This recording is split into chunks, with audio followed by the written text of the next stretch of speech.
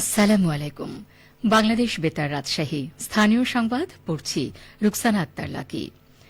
25শে বৈশাখ বিশ্বকবি রবীন্দ্রনাথ ঠাকুরের 165তম জন্মবার্ষিকীর অনুষ্ঠানে যোগ দিতে আগামী 8 মে নওগাঁর আত্রাই উপজেলার পতিসরে আসছেন পল্লী উন্নয়ন ও সমবায় মন্ত্রী মির্জা ফখরুল ইসলাম আলমগীর।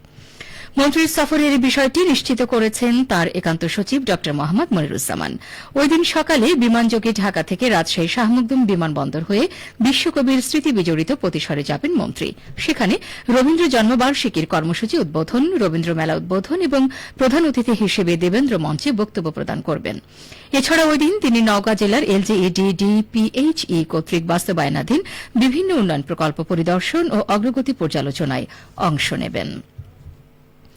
বগুড়ার বায়তুর রহমান সেন্ট্রাল জামে মসজিদের উন্নয়ন কাজে 25 কোটি টাকা বরাদ্দ দেওয়া হয়েছে। স্থানীয় সরকার প্রকৌশল অধিদপ্তর এই উন্নয়ন কাজ বাস্তবায়ন করবে। গতকাল স্থানীয় সরকার, পল্লী উন্নয়ন ও সমবায় মন্ত্রণালয়ের প্রতিমন্ত্রী মীর শাহে আলম এ তথ্য জানান।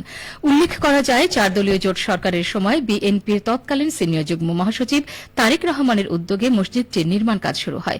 তবে পরবর্তীতে দীর্ঘ সময় ধরে প্রকল্পটি স্থবির হয়ে পড়ে এবং নির্মাণ কাজ অসম্পূর্ণ অবস্থায় থাকে। এ অবস্থায় স্থানীয় মুসল্লিরা অসম্পূর্ণ ভবনে নামাজ আদায় করে আসছিলেন। নতুন বরাদ্দের মাধ্যমে মসজিদটির উন্নয়ন কাজ দ্রুত শুরু হবে। প্রতিমন্ত্রী মীর শাহে আলম বলেন, বরাদ্দ পাওয়া অর্থের মাধ্যমে মসজিদটির অবকাঠামোগত উন্নয়ন সম্পন্ন করা হবে। এতে মুসল্লিদের জন্য উন্নত পরিবেশ নিশ্চিত হবে। পাবনা 3 আসনের সংসদ সদস্য মোহাম্মদ আলী আসগার বলেছেন, প্রত্যেকটি জনস্বার্থকে সমান গুরুত্ব দিয়ে উন্নয়ন পরিকল্পনা করতে হবে।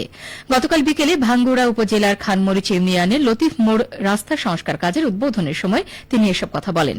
তিনি বলেন, যোগাযোগের জন্য রাস্তা, ব্রিজ, কালভার্ট নির্মাণ, সেচের জন্য খাল খনন, অগ্নি নির্বাপনের জন্য ফায়ার সার্ভিস, অবকাঠামো প্রভৃতি ক্ষেত্রে অগ্রাধিকার ভিত্তিতে প্রকল্প গ্রহণ করা হবে। রাজশাহী মেডিকেল কলেজ হাসপাতালে হামের উপসর্গ নিয়ে আরও এক শিশুর মৃত্যু হয়েছে। গেল 10 দিন পর এ হাসপাতালে হামের উপসর্গ নিয়ে শিশু মৃত্যু হল। রাজশাহী মেডিকেল কলেজ হাসপাতালের মুখপাত্র ডাক্তার শঙ্কর কুমার বিশ্বাস এ তথ্য জানিয়েছেন। তিনি আরও জানান, গেল 24 ঘণ্টায় হামের উপসর্গ নিয়ে 8 জন নতুন রোগী ভর্তি হয়েছেন। আর এই সময়ের মধ্যে সুস্থ হওয়ায় হাসপাতাল থেকে ছাড়পত্র দেওয়া হয়েছে 18 জন রোগীকে। ফলে বর্তমানে হাম সন্দেহে 112 জন রোগী চিকিৎসাধীন। এদিকে চলতি মৌসুমে হামের উপসর্গ নিয়ে এ হাসপাতালে ভর্তি হয়েছিলেন 926 জন রোগী। এর মধ্যে মারা গেছেন 54 জন শিশু। নাটোরে আজ যথাযোগ্য মর্যাদায় পালন করা হচ্ছে শহীদ সাগর দিবস। মুক্তিযুদ্ধের ইতিহাসে আজকের এই দিনে জেলার সবচেয়ে বড় গণহত্যার ঘটনা ঘটে নর্থ বেঙ্গল চিনিকলে। 1971 সালের এই দিনে মহান মুক্তিযুদ্ধ চলাকালে পাকিস্তানের হানাদার বাহিনী চিনিকল অবরুদ্ধ করে তৎকালীন প্রশাসক আনোয়ারুল আজিম সহ 42 জন কর্মকর্তা কর্মচারীকে ব্রাশ ফায়ার করে হত্যা করে।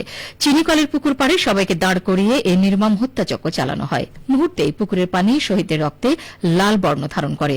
শহীদদের স্মরণে দিবসটি শহীদ সাগর দিবস হিসেবে পালিত হয়ে আসছে। দিবসটি উপলক্ষে চিনিকল কর্তৃপক্ষ শহীদ সাগর প্রাঙ্গণে স্মরণ সভা এবং দোয়া মাহফিলের আয়োজন করেছে।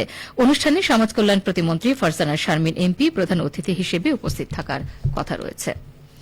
নওগাঁর পত্নীতলা উপজেলায় আসন্ন পবিত্র ঈদ উল আজহা উপলক্ষে 81,797টি কোরবানিযোগ্য, নিরাপদ ও স্বাস্থ্যসম্মত গবাদি পশু প্রস্তুত করা হয়েছে। উপজেলা প্রাণী সম্পদ দপ্তর সূত্র জানিয়েছে, উপজেলার 11টি ইউনিয়ন ও একটি পৌরসভা এলাকায় বিভিন্ন বাণিজ্যিক খামার ও পারিবারিকভাবে 16,525টি গরু, 12,438টি গাভী, 51,509টি ছাগল ও 1,325টি ভেড়া প্রস্তুত রয়েছে। প্রাণী সম্পদ দপ্তর বলছে, পত্নীতলায় উৎপাদিত গবাদি পশুর পরিমাণ অভ্যন্তরীণ চাহিদার প্রায় 2 গুণ। কয়েকদিনের মধ্যে কোরবানি উপলক্ষে স্থানীয় হাট বাজারে বেচাকেনা জমে উঠবে।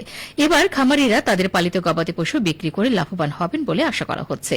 উপজেলা প্রাণী সম্পদ অফিসার ডাক্তার আশিস কুমার দেবনাথ বলেন, ঈদ উল আজহার জন্য দীর্ঘ সময় ধরে খামারিরা পশুপালন করেছেন। প্রাণী সম্পদ দপ্তর থেকে খামারিদেরকে গবাদি পশু হৃষ্টপুষ্টকরণ ও বৈজ্ঞানিক পদ্ধতিতে লালন পালন বিষয়ে সরকারিভাবে প্রশিক্ষণ সহ সার্বিক সহযোগিতা প্রদান করা হয়েছে।